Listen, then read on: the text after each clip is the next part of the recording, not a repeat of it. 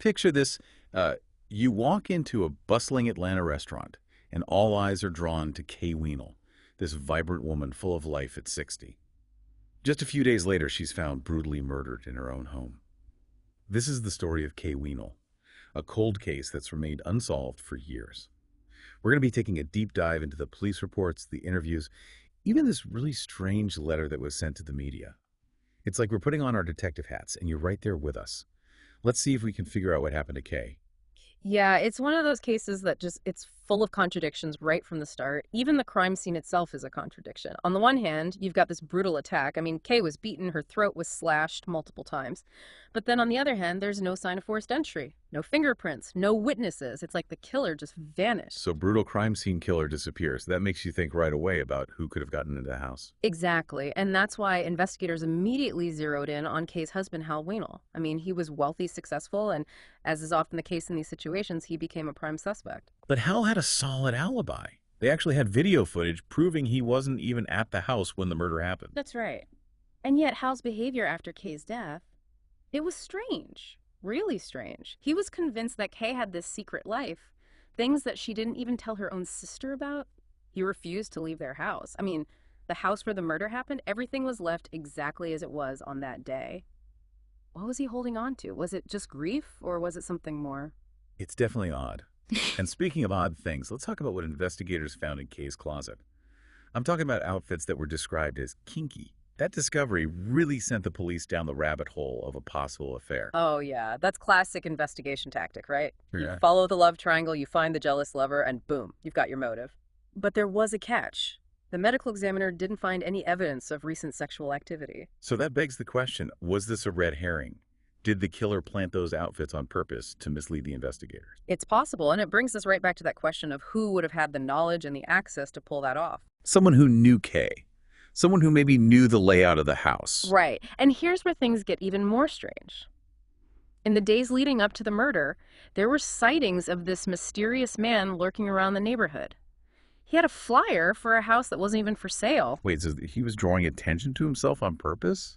That's weird. It is. And to make it even weirder, no one ever saw him get into or out of a car. It's like he just appeared out of thin air. And get this, a neighbor actually saw him walking towards Kay's house around the time of the murder. Okay, so now we've got a potential suspect who seems to have no connection to Kay, but he's seen at her house right around the time she's killed. This is starting to feel like we're in the middle of some crazy twisted game. Oh, yeah, it is. And the game gets even more complicated when we introduce the most bizarre piece of evidence in this entire case. The letter. Yeah, the letter, talk about creepy. It showed up 3 months after the murder. Just imagine opening an envelope and finding a page filled with these letters meticulously cut out from magazines. It was this shocking expletive-filled rant, and it claimed to be from a jealous lover threatening to reveal all of Kay's secrets. It was like a jigsaw puzzle of words just dripping with anger and resentment. But here's the thing, the tone, the timing, none of it really added up. Kay didn't have any known affairs at the time of her death. And the level of detail in that letter, it pointed to premeditation, not some kind of heat-of-the-moment outburst. It seems like the person who wrote that letter wanted to insert themselves into the investigation. But why? Would it be a genuine attempt to help, or was it a carefully calculated attempt to mislead everyone? That's where former FBI profiler Mary Eleanor Toole comes in. She believes the letter is a red herring, a deliberate attempt to throw the police off track. Think about it, the writer went to a lot of trouble to create this elaborate message, to get the attention of the media and the investigators. So instead of a helpful tip, we're actually dealing with a calculated distraction. But who would do something like that? That's the million-dollar question, and the answer might be closer to Kay than we think. Someone within her inner circle. Precisely. Now let's bring in another person, Kay's close friend, Karen Scott.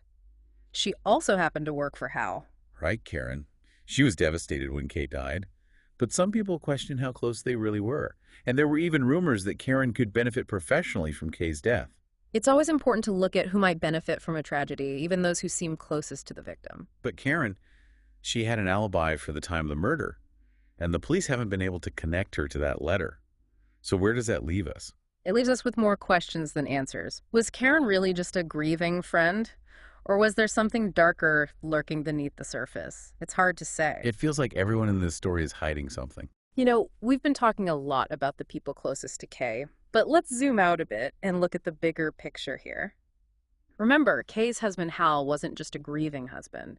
He was a major player in the real estate world. And that world can be pretty cutthroat. So you're thinking we need to look into Hal's business dealings. Could that be a motive? Exactly. I mean, think about it. Lawsuits, accusations of fraud, whispers of unpaid debts.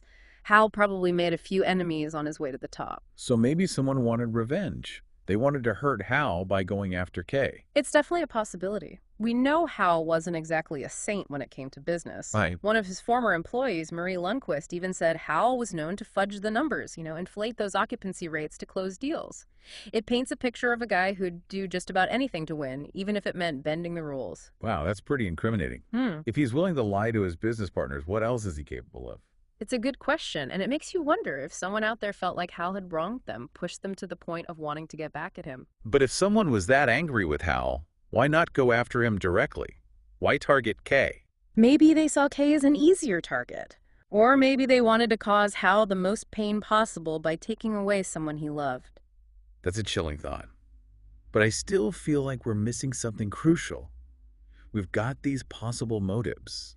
A jealous lover, revenge against Hal, but none of it seems to fully explain why the crime scene was so brutal, or why everyone involved is acting so strangely. You're right. There's definitely more to this story than meets the eye. Remember that letter we talked about earlier? The one from the supposed jealous lover? Yeah, the one that profiler Mary Ellen O'Toole thought was a red herring. Right. Well, she thinks it was meant to mislead the investigators, but she also said we shouldn't rule out the possibility that the person who wrote it was somehow involved in the murder. So the letter writer might not be the killer, but they could still be connected to the case. That's interesting. It is. Think about it. Writing that letter, mailing it to the media, those actions show that they knew about the investigation. They wanted to be a part of it. Like they wanted to be in the spotlight, to have some control over how the case played out. And that leads us to another question. What was their motive? Were they protecting someone, trying to shift the focus away from the real killer? Or were they just looking for attention, maybe even notoriety? We've been talking about the letter writer possibly being a woman, but the crime scene suggests a male killer. Could there be two people involved? Now that's a theory worth exploring. Imagine this. What if a man driven by rage or revenge actually commits the crime? And then you've got a woman, maybe someone close to Kay, who helps cover it up or tries to misdirect the investigation. A twisted partnership, each one playing a specific role in this whole awful scheme. Exactly. And remember, whoever mailed that letter had to physically go to a post office. They risk being seen identified. It suggests a certain level of confidence, maybe even arrogance. And don't forget how much effort went into making that letter. Yeah. Cutting and pasting all those individual letters from magazines. That takes time. Planning, dedication. It wasn't something they just threw together. It was a deliberate attempt to manipulate the investigation, to lead the police down a very specific path. It makes you wonder about the relationship between these two hypothetical people. Were they partners and crime lovers? Or was one of them using the other, like a pawn in their deadly game? It's definitely a tangled web. But let's go back to the people we know were in Kay's life. We talked about Karen Scott's potential motives, her alibi, but something about her relationship with Kay just doesn't sit right with me. You're picking up on the same things that bothered the investigators. Karen insisted that she and Kay were really close, but other people weren't so sure. And remember, Karen worked for Hal, so that means she had access to a lot of information about his business dealings, his finances, even his schedule. That's a key detail. She was on the inside. She knew about Hal's world, his weaknesses, his potential enemies. What if someone who had a grudge against Hal pressured Karen, threatened to expose her own financial problems, or something even worse if she didn't help them get to Kay? That's a good theory. It would explain why someone who seemed so close to Kay might be involved in her murder. Even if they didn't actually kill her themselves, they could have provided information, given access to the house, helped create a distraction or a cover-up. And if we're talking about accomplices, what about that mysterious man who was seen around the neighborhood? He's still a complete wild card in this case. We have the sketch, the witness who saw him near Kay's house. But his motive, his connection to Kay, it's all still a mystery. He's like a ghost in this whole investigation. Was he hired to kill Kay? Was he working with someone else, maybe the letter writer? Or was he just in the wrong place at the wrong time? An innocent bystander who got caught up in something way more sinister than he could have ever imagined. It's frustrating that no one has been able to identify him. He just disappears, and leaves behind a ton of unanswered questions. To make things even more mysterious, there's a photo of Kay in Las Vegas with a man who looks a lot like the guy in the sketch. Who was he? Could it be the same person who was seen lurking around her neighborhood? And if it is, what was their connection? Did their paths cross in Atlanta, or did their relationship go back further than anyone knew? We don't have a definitive answer, but it's a detail we can't ignore. It suggests that Kay may have known this man, and figuring out that connection could be a huge breakthrough in this case. Wow, we've explored so many different angles. A possible affair, revenge against Hal, that mysterious letter writer, the man in the sketch, Karen's questionable role. It's like trying to put together a puzzle in the dark. And with each piece we find, the picture gets more complicated, Huh. more disturbing. But we're not finished yet. There's one more piece of the puzzle we need to look at, and it brings us back to Kay's husband, Hal. Remember how he refused to leave their house after the murder? The house where it happened? Right. It was like he's trying to preserve a crime scene or maybe a shrine to Kay. It was definitely strange behavior for a grieving husband. And according to the private investigators that Hal hired, he became obsessed with finding Kay's killer. He was constantly demanding updates, pouring tons of money into the investigation. I mean, it's understandable that he'd want justice for his wife, but there was something about his intensity that felt off. Almost like he was trying to control the story, to steer the investigation in a certain direction while hiding other possibilities. Are you suggesting that Hal might actually be involved in Kay's death? That maybe his alibi isn't as solid as it seemed? It's a bold theory, but we can't dismiss it entirely. Howell was a powerful man with a lot to lose, secrets enemies, a past that he might have been desperate to keep buried. And we know he wasn't afraid to manipulate people.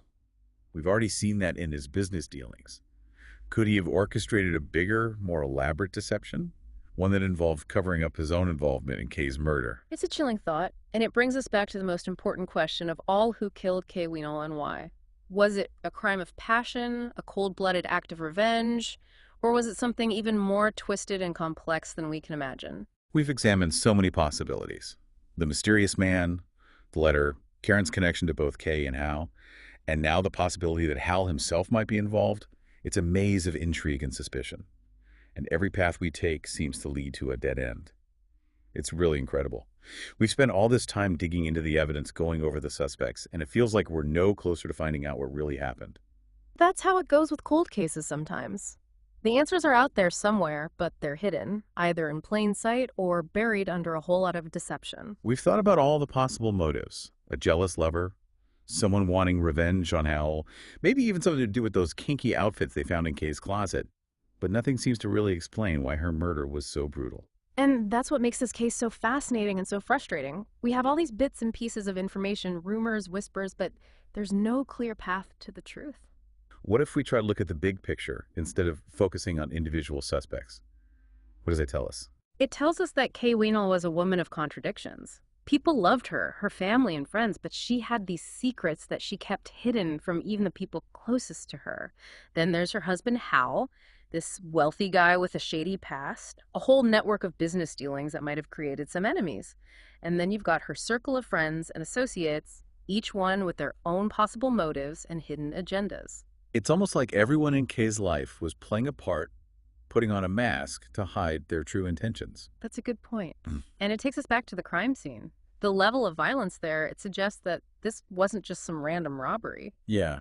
And those latex glove fragments that were found at the scene, they show that the killer planned this out. But why would they risk leaving such incriminating evidence behind? It could have been a mistake, an oversight in an otherwise carefully planned crime, or maybe it was intentional, a way to taunt the investigators to leave their mark on the scene. And then there's that weird letter that showed up 3 months after the murder, all those accusations and threats. Was it really from a jealous lover, or was it a carefully crafted lie to throw everyone off the scent of the real killer? Remember, Mary Ellen O'Toole said the letter writer might be a woman, but the brutality of the crime suggests a male killer. What if it was two people working together, each one with their own role to play in Kay's death? That's a scary thought, but it would explain how a seemingly well-planned crime could also involve such a blatant attempt to manipulate the investigation. And if we think about the possibility of a man and a woman working together, we should look back at the relationships within Kay's inner circle. We've talked about Hal's possible motives, his strange behavior after Kay died, and his history of manipulation. What if he had help? Someone who also wanted to see Kay silenced. Someone like Karen Scott. Remember, she worked for Hal. She had access to his world, his secrets, his weaknesses. Maybe she was manipulated or threatened or even offered something in return for her help. That would make this case even more tragic.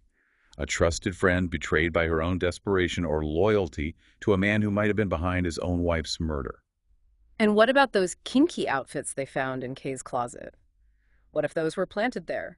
A deliberate attempt to create a false story about Kay's life to make her seem promiscuous or involved in risky activities. It would definitely fit with the whole jealous lover story that the letter was trying to sell. Exactly. It's all about controlling the narrative, shaping how people see things, even after death. So where does all this leave us? We've looked at the motives, analyzed the suspects, considered all the possibilities, but the truth about Kay Wienel's murder is still a mystery. It just goes to show that even with DNA evidence and all the fancy forensic technology, some cases are really hard to crack. Sometimes the truth is hidden under layers of lies obscured by silence and inconsistencies, just waiting for the right clue to come along and unlock the mystery. We might never know for sure who killed Kay Wienel or why. But by going back over this case, by putting together the pieces of information we've gathered, we keep her story alive. We honor her memory by making sure her murder doesn't get forgotten. And maybe by keeping this case in the public eye, someone somewhere will remember something important. A conversation they forgot about, a missing piece of the puzzle that could finally bring justice for Kay. So if you have any information about Kay Wienel's murder, please contact the authorities. Even the smallest detail could be what the investigators need to solve this case. And as we wrap up our deep dive into the mystery of Kay Wienel's death, we'll leave you with this final thought. What if the key to solving this case isn't what we know about Kay, but what we don't know? What secrets did she take with her, and who else might have been caught up in the web of her tragic fate? For now, the answers remain elusive, but the search for justice goes on.